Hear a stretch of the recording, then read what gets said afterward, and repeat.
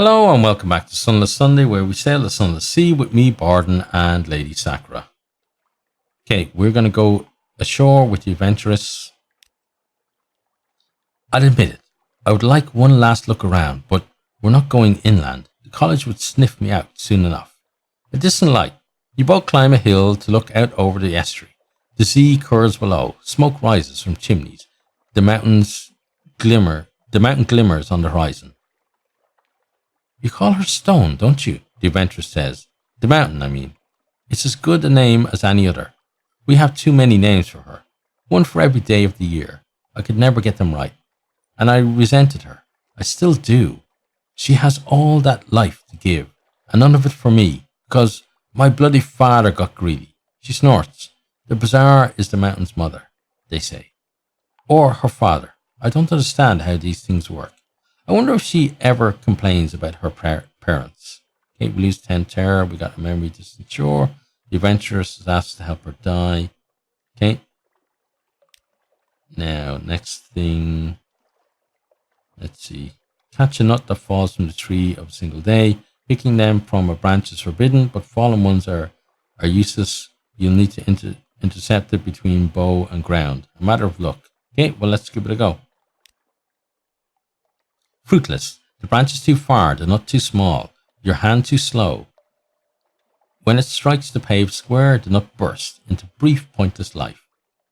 Thread-like shoots squirm out, groping for water. Desperate rocks claw at a crack in the stone. It's no good. Desperate root, sorry. Its strength spent, the shoot's brown stiffens and expires. Okay, attend a funeral feast, a public square gathering at the bereaved, uncannily cheerful, a table shining with color. Okay, visit, we won't do that. Assist at the amnesia's hospital. It stands apart from the port on a lonely Z-side bluff. Okay, let's try that. A dusty track. He climbed a dusty slope.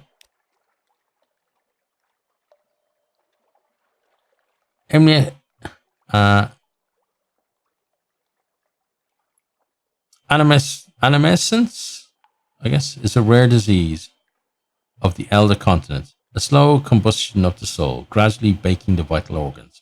Poets suffer worse than most, lovers worst of all. The British monks who run the hospital will accept any assistance. Okay, so 55, 45, that's 98. Okay, so let's do this one. Root out a reckless poet. The cellarer has discovered scraps of love poetry on the pantry floor. The abbot wants the perpetrator found before they dangerously inflame the inmate's passions. Okay. The culprit. You catch the poet red-handed composing by candlelight in a cupboard. Her hair is damp with sweat. She clutches the page she was writing tightly, knowing you'll try to take it. You watch its corners curl under her heat. Sorrowfully, the monks break the poet's pen and spill her ink. They give her magnum opus, the courier's wish, to you for disposal. Okay, cheers for that. And then we'll return. We'll return to our ship, I think. No, let's put a Blemmigan ashore and see what happens. Surely a simple mushroom will not attract the attention of the gracious. Ecstatic exit. The sudden mountain heap seeps around the slopes of the hill. The soil of the elder continent is rich in strength and strange. If the Blemmigan can survive it at all, it should flourish. You gain 1 propagation. Blemmigans aboard. New total 5. Okay, great. And then we're done for today. Okay. So the interesting thing is we now have the literature that we need here, but we're going to head up here, or actually we're going to head here and then up there, because we need to get rid of these mirror catch boxes. And then we may spend some time around here and then loop back to there if we can. That's certainly a possibility. But for now, let's leave here and be on our way.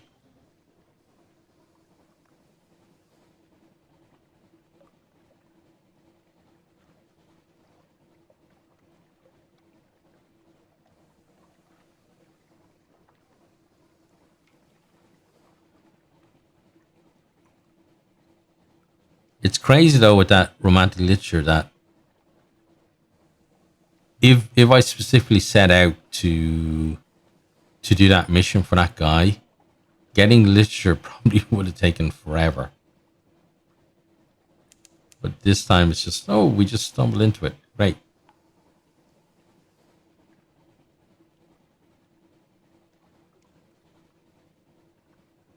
I like, even though we don't come down this way much because of those stupid hard bat things, but I do like this part of the map.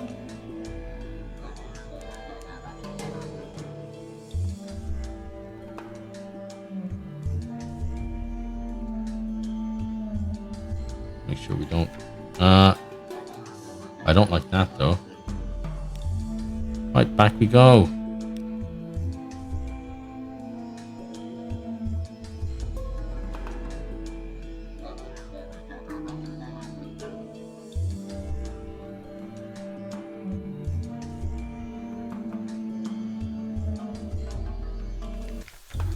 Okay, let's try again. Going as fast as we can,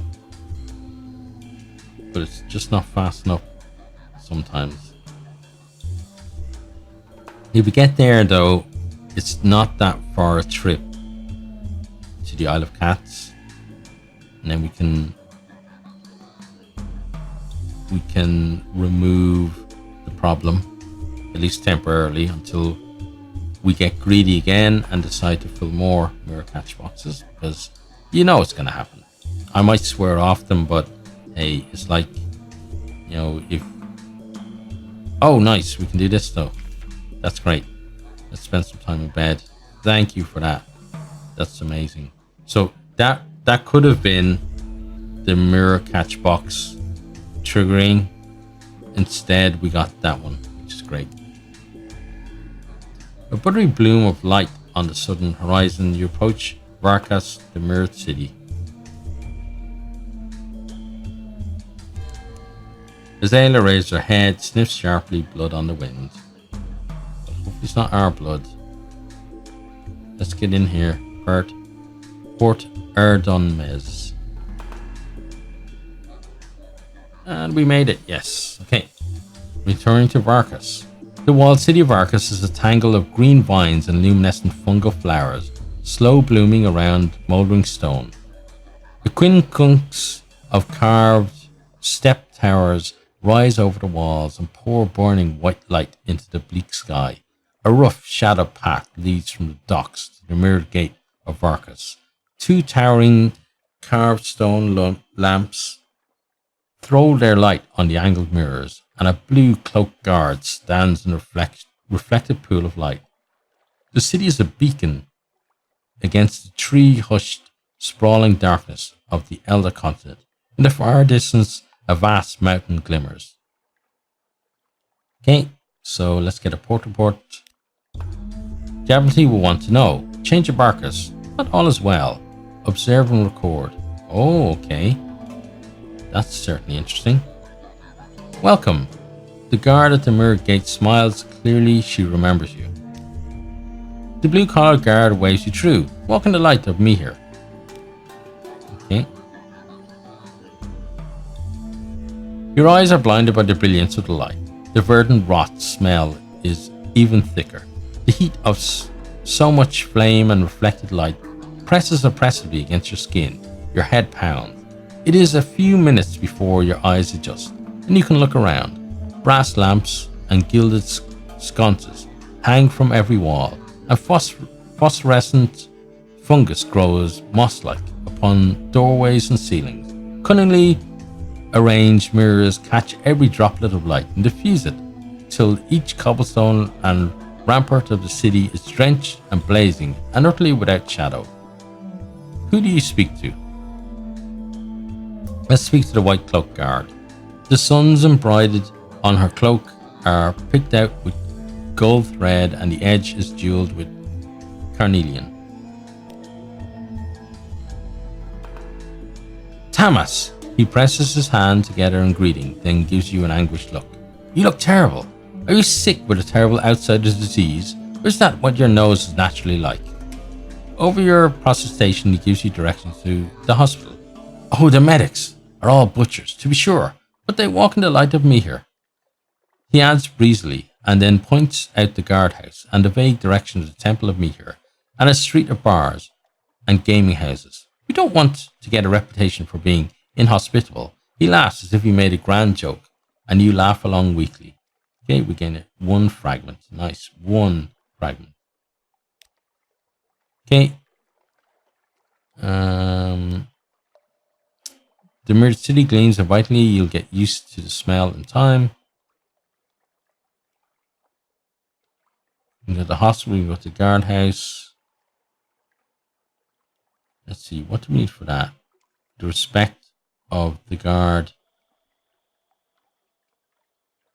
and the dour-faced nurse's approval. Okay, so we either have to go to the guardhouse or the hospital. So let's go to the guardhouse first. Down a side street, you can see the sun-blazing flag from here. Just follow the stream of white cloaks. A modest stone building with bas-relief lintels and wide, unshuttered windows. The stylized sun of Meteor flutters from a silk flag above the portico. It is a scene of controlled chaos. You can see the white-cloaked guards bustling to and fro, within shouting companionably to each other, while a stream of fungus carters, merchants and ordinary citizens petition them. The dream of smoke. Okay, and look at one. You have one. Hint at the dual turbaned youth's activities. Train with the guards, low risk challenge. Okay, this is what I think we're going to get out of that. So let's try this. There's a formation of new recruits doing basic forms in the courtyard. The sergeant does not object when you slip into line, but he doesn't treat you with any particular gentleness either. You practice hand-to-hand combat for a few hours and end up on your back more often than not. They fight in an unfamiliar, light-footed style. A few of the more advanced recruits duel with curving, twin-bladed scimitars. Interesting, the sergeant grunts at the end of your session. You are bruised and possibly concussed, but quite satisfied with your morning. And you think they may have learned something in turn. Okay, good. So we got that.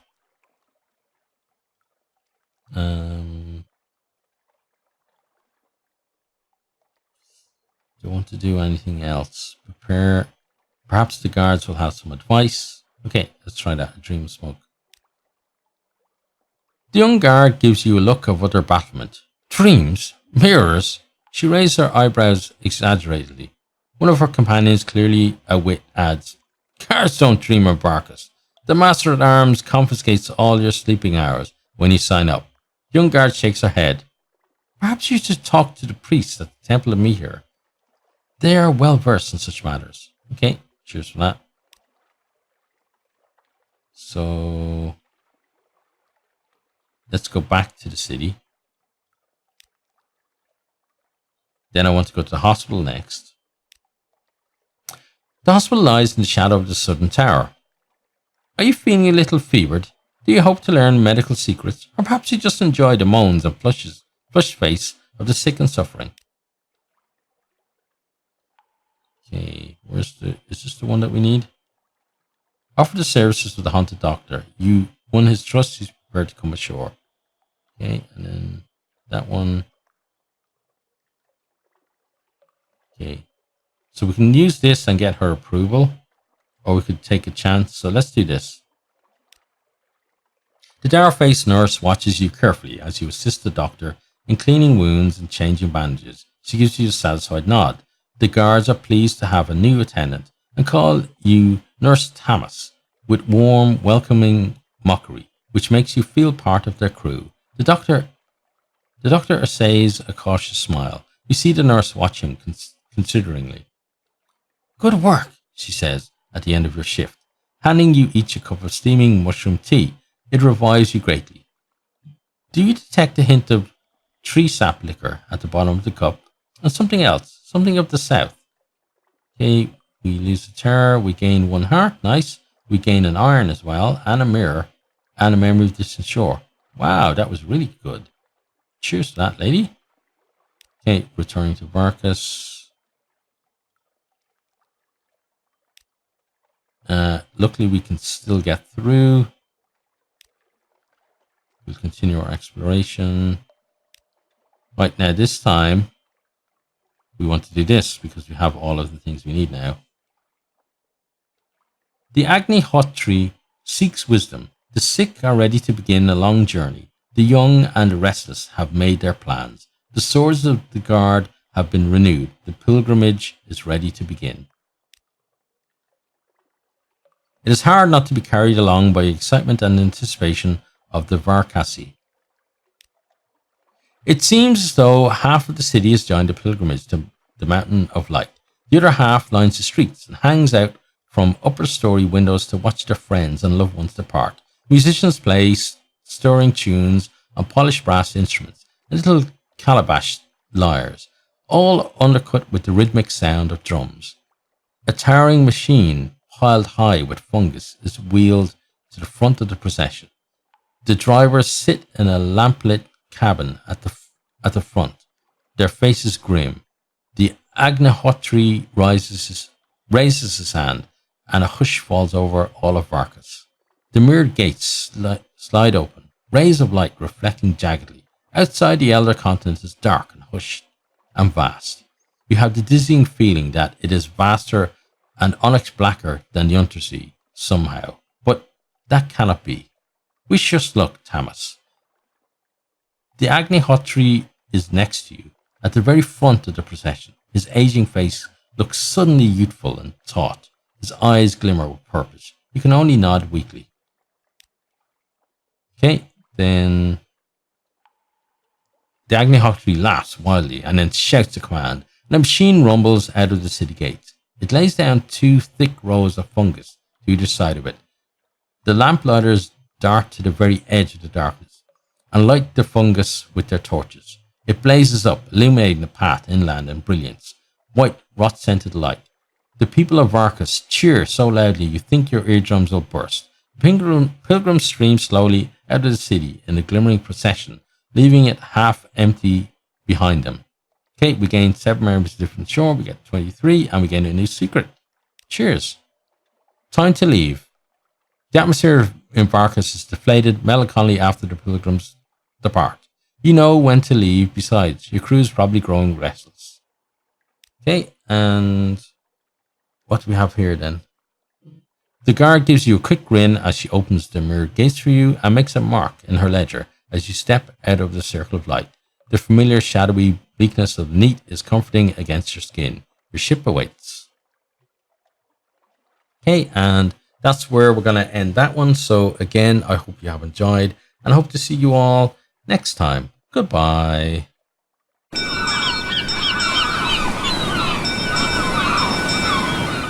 Thanks for watching this video. I hope you enjoyed it. If you did, maybe you'll hit the subscribe button there on the right and check out some other videos here on the left.